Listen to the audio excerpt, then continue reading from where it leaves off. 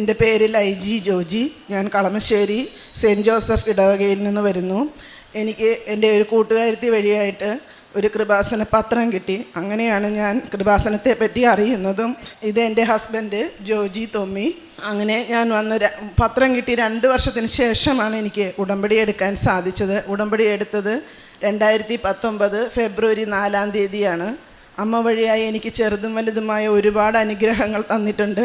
പക്ഷേ ഈ അടുത്ത ഇടയ്ക്ക് 2025 ജനുവരി 15-ാം തീയതി എൻ്റെ ഭർത്താവിന് ഹാർട്ട് സംബന്ധമായ അസുഖം വരികയും ജോലി സ്ഥലത്തുനിന്ന് 2 പേര് കൂട്ടി കൊണ്ടുവരികയും വീട്ടിൽ കൊണ്ടുവരികയും ആൾക്ക് സംസാരിക്കാനായിട്ടുള്ള ഒരു ഇതില്ലായിരുന്നു. അപ്പോൾ എന്നോട് പറഞ്ഞു പുറത്ത് 2 പേര് വന്നിട്ടുണ്ട്, അവരെന്തിനാ വന്നതെന്ന് ചോദിക്കാൻ പറഞ്ഞു. ഞാൻ അവിടെ ചെന്ന് ചോദിച്ചപ്പോൾ അവർ പറഞ്ഞു, ചേച്ചി ചേട്ടന് അസുഖമായിട്ടാണ് ഞങ്ങൾ കൊണ്ടുവന്നത്, തീരെ വയ്യ ചേച്ചി എന്ന് പറഞ്ഞു. അങ്ങനെ ആൾ റൂമിൽ തന്നെ കിടക്കുകയായിരുന്നു.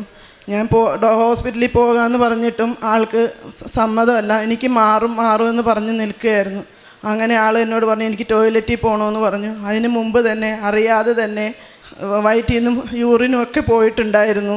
അങ്ങനെ ഞാൻ ബാത്റൂമിൽ കൊണ്ടുപോയി കഴുകാൻ പോകുമ്പോൾ എൻ്റെ കയ്യിൽ നിന്നൊക്കെ ആളിങ്ങനെ വീണ് പോവുകയായിരുന്നു.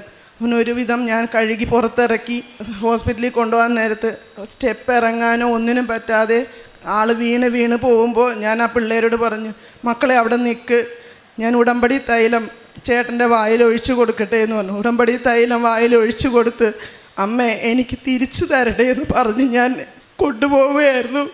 കൊണ്ടുപോകുന്ന വഴിക്കൊന്നും ആൾക്കൊരാശ്വാസം ഉണ്ടായിരുന്നില്ല. എന്നോട് ചോദിക്കുക എത്തണില്ലല്ലോ എനിക്ക് പറ്റണില്ല എന്ന് പറയുമായിരുന്നു. അങ്ങനെ ഞാൻ പറഞ്ഞു ചേട്ടാ ഇപ്പം എത്തും എന്ന് പറഞ്ഞു. മെഡിക്കൽ കോളേജിൻ്റെ ഗേറ്റ് എത്തിയപ്പോൾ ഞാൻ പറഞ്ഞു മെഡിക്കൽ കോളേജ് എത്തി ചേട്ടാ, ഇനി നമ്മൾ രക്ഷപ്പെട്ടു എന്ന് പറഞ്ഞു. അങ്ങനെ കാഷ്വാലിറ്റിയിൽ കൊണ്ടു ചെന്നപ്പോൾ അവിടെ ചെന്ന് ECGയും BP-യും പൾസും ഒക്കെ നോക്കിയിട്ട് ഒന്നും കിട്ടുന്നില്ല. ഞാനും എൻ്റെ ഇളയ മോളും ആ കുട്ടികളും മാത്രമേ ഉണ്ടായിരുന്നുള്ളൂ.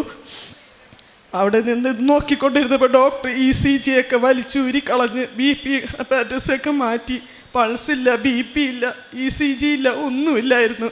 വായിൽ നിന്ന് നൊരയും പതയൊക്കെ വന്ന് എൻ്റെ മോളെ ഇറങ്ങി ഓടിക്കളഞ്ഞു. എങ്ങോട്ട് പോയി എന്ന് പോലും ഞാൻ നോക്കിയില്ല. ഡോക്ടർ പറഞ്ഞു ചേട്ടൻ മരിച്ചു കേട്ടോ എന്ന് പറഞ്ഞു. എനിക്ക് മരവിപ്പായിരുന്നു. അവിടെ നിന്ന് ഞാൻ കരഞ്ഞു. ഞാൻ അമ്മയോട് ചോദിച്ചു, അമ്മ ഞാൻ തിരിച്ചു തരണമെന്ന് പറഞ്ഞിട്ട് അമ്മ തിരിച്ചെടുക്കുകയാണെങ്കിൽ അമ്മയുടെ ഇഷ്ടം നിറവേറട്ടെ എന്ന് പറഞ്ഞു. അങ്ങനെ ആള്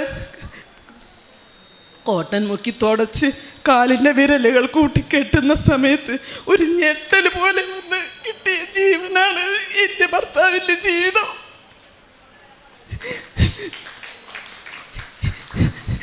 ഓപ്പറേഷന് 9 ലക്ഷം രൂപ ചിലവ് വരുന്നൊരു ഓപ്പറേഷനാണ്. അവർ പറഞ്ഞു എൻ്റെ കയ്യിൽ സാമ്പത്തികമില്ലായിരുന്നു.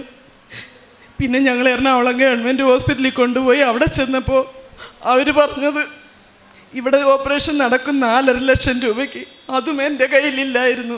ഞാൻ സഹായം ചോദിച്ചവരൊക്കെ എനിക്ക് ചോദിച്ചതിൻ്റെ 4 ഇരട്ടി തന്ന് എൻ്റെ ഭർത്താവിൻ്റെ ജീവൻ ഈശോയും അമ്മയും കൂടി തിരിച്ചു തന്ന സാക്ഷ്യമാണിത്. എനിക്കൊരിക്കലും പ്രതീക്ഷയില്ലായിരുന്നു. ഡോക്ടർ പറഞ്ഞത് ഈ മരുന്ന് നിർത്തുമ്പോൾ ആളുടെ ഓപ്പറേഷൻ സക്സസ് ആവില്ല എന്ന്. അവിടെയും ഡോക്ടർ എന്നോട് പറഞ്ഞത് സക്സസ് ആവില്ല എന്ന് പറഞ്ഞത് ആണുങ്ങളെ വേണം. എനിക്ക് ആരും ഇല്ലായിരുന്നു ആണുങ്ങളായിട്ട് കൂടെ നിർത്താനായിട്ട്. ബോഡി പാക്ക് ചെയ്യാനാണ് അവർ പറയുന്നത്. അവിടെ നിന്നും അമ്മയും മാതാവും എനിക്ക് തന്ന ഇത്രയും വലിയ അനുഗ്രഹത്തിന് എൻ്റെ ജീവിതകാലം മുഴുവനും ഞാൻ കോടാനുകൂടി നന്ദി പറയുകയാണ്.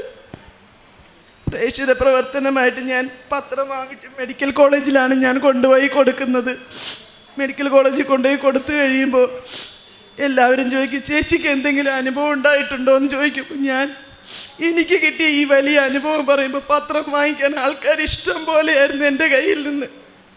ഇത്രയും വലിയ അനുഗ്രഹം തന്ന അമ്മയ്ക്ക് മനുഷ്യന് സാധ്യമല്ലാത്തത് ഈശോയ്ക്ക് സാധ്യമാണെന്ന് തെളിയിച്ചു തന്ന, മരിച്ചുപോയ ആളെ തിരിച്ചു തന്ന ജീവിതം ഈ അൾത്താരയിൽ ഞാൻ എൻ്റെ ഭർത്താവിനെ സമർപ്പിക്കുകയാണ്. ഉടമ്പടി തൈലം തേനുമാണ് എൻ്റെ ഭർത്താവിന് ജീവിതം തിരിച്ചു തന്നത്. ആര് സഹായം ചോദിച്ചു വന്നാൽ എൻ്റെ കയ്യിലുള്ളത് കൊടുക്കും ഞാൻ, അല്ലാതെ എനിക്ക് വേറെ ഒന്നും ചെയ്യാനുള്ള നിവൃത്തിയില്ലായിരുന്നു. ഇത്രയുമാണ് ഞാൻ ചെയ്തത്. പിന്നെ എൻ്റെ മോൾക്ക് തലവേദന വന്ന് തല പൊട്ടിപ്പോകുമെന്നുള്ള വിധത്തിൽ ചുമടാണ് അമ്മ തലയിലിരിക്കുന്നത്. എനിക്ക് അന്ന് പറഞ്ഞു ഇതിരുന്നപ്പോൾ ഞാൻ അമ്മയുടെ ഉടമ്പടി തേൻ വായിലൊഴിച്ചു കൊടുത്ത് പ്രാർത്ഥിച്ചിട്ട് പറഞ്ഞു, മോനെ ഇപ്പം അമ്മ മാറ്റി തരൂ കേട്ടോ എന്ന് പറഞ്ഞു.